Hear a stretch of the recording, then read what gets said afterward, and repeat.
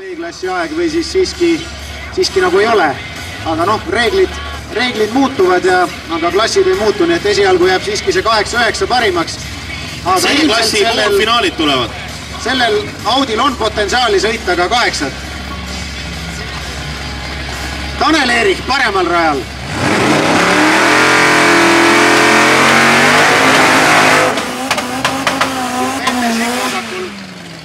Peeter Sikk sõitnud siis meil madalat 11, Tanel Eerik kõrget 11.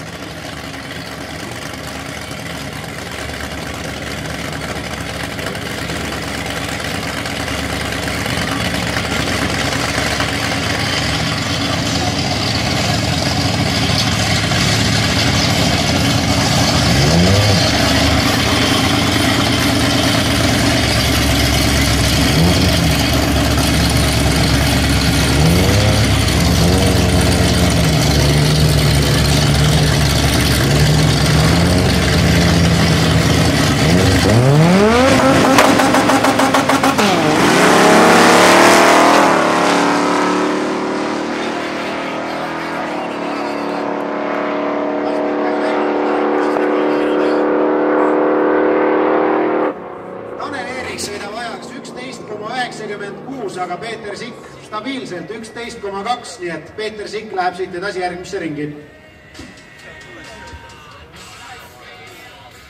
Aleksander Ljah